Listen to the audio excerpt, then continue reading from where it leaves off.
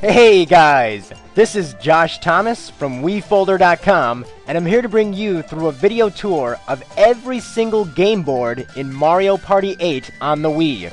There are a total of 6 of them, so we're gonna have to split this video tour into 2 parts. So please be sure to check out the other half. For now, take a seat, get comfortable, and grab some popcorn, because we're about to start the tour. So here we are, starting off at the DK Treetop Temple board. Just in case you're new to Mario Party, let's go ahead and go over some of the basic rules. At the beginning of the game, each player is going to roll the dice to see which order they're going to play on the board. So Peach is first, Luigi is second, Mario is third, and last is Yoshi. Of course, to start things off on the right foot, we get 10 coins to do what we want with. And now we find out where the first star is. DK Treetop Temple is sort of like your classic everyday Mario Party board, in the sense that you're going to get to the star, pay 20 coins to buy it, and then continue that to see who has the most stars at the end of the game. If you land on a blue space, you'll get 3 coins. If you land on a red space, you're going to get 3 coins taken away from you. Now, there are also these green spaces with question marks on them. They're called happening spaces for a very good reason. If you land on them, something is gonna happen. Oh, poor Yoshi. It's only natural that in a Donkey Kong board, you're gonna see a ton of jungle hijinks. Like these Ukiki monkeys that are gonna fall from the sky and try to roll over you with their barrels. See, this is exactly why I hate monkeys on barrels. Even Shy Guy's gonna be getting in on the action. Literally, he spears you right in the butt. Hey, buy me a couple drinks before you do that, Shy Guy. Don't worry though, because not everything in this board is evil and out to get you. Here, for example, Mario gets to take a little spin down this water slide, collecting all the coins as he goes down. Of course, what would a DK game board be without the ape himself? Not one that I want to play on. Luckily though, Donkey Kong does make an appearance here. All you gotta do is land on his space on the board, and he'll come out to help you in some way. On this board, he'll pick you up and throw you all the way to the star space. If you've got the 20 coins, you can go ahead and buy the star. So, that's a quick overview of the DK Treetop Temple board. It's a great one for beginners, or if you just want to play the more classic way.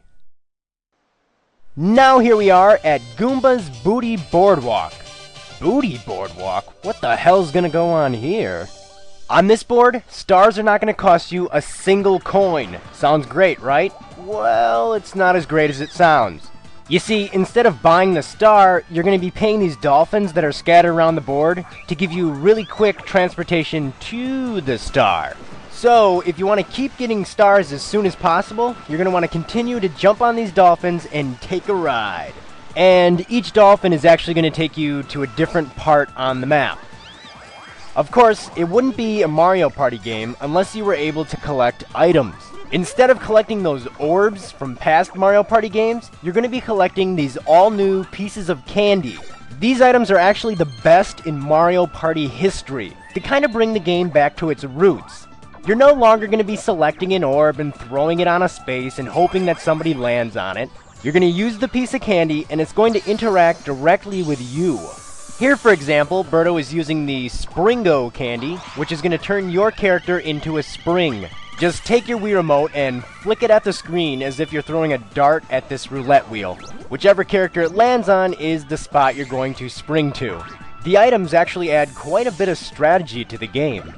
Here is a returning item from past Mario Party games. It's the triple dice block, only here it's called the Thwice candy, and it of course allows you to roll 3 dice blocks, which is obviously a great way to cover a lot of the board. If you're really cheap and you don't want to pay for those dolphin rides, you can always depend on your good friends, the Piantas. If you land on one of the question mark spaces in front of them, they'll pick you up and hurl you through the board.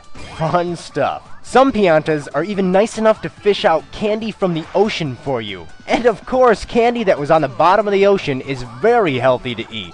There's a question mark spot only 2 spaces away from the star. If you land on it, these annoying little Goombas are going to take you, throw you in their cannon, and shoot you all the way back to start. Your friends are going to laugh about this, but you won't.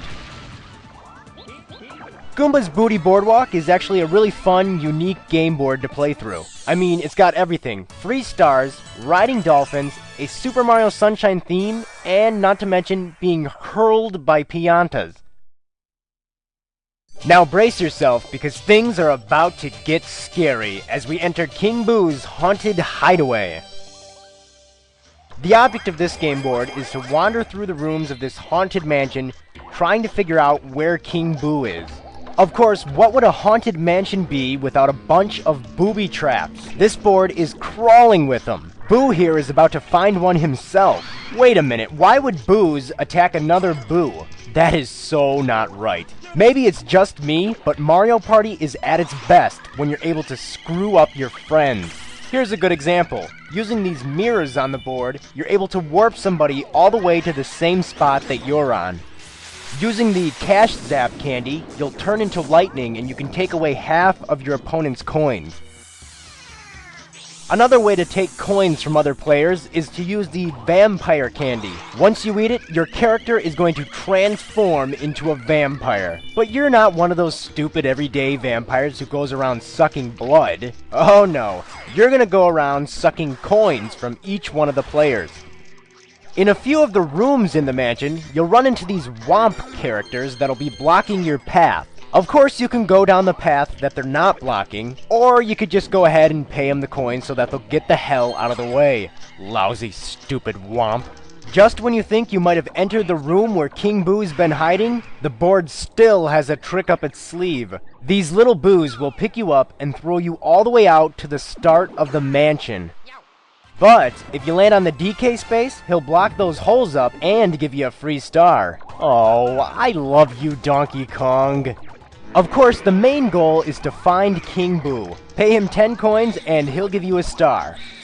This game board is, it's actually really cool. It's kind of like a game of hide and seek. It's also got a ton of different rooms in the mansion for you to explore. Once somebody finds King Boo and gets the star, he's gonna kick every single player out of the mansion to totally switch around all of the rooms. Whoa! Okay, kiddies, it's time to take a little bit of a break from all the Mario Party craziness. But be sure to check out part 2 of this tour because things are gonna get 99.9% more insane.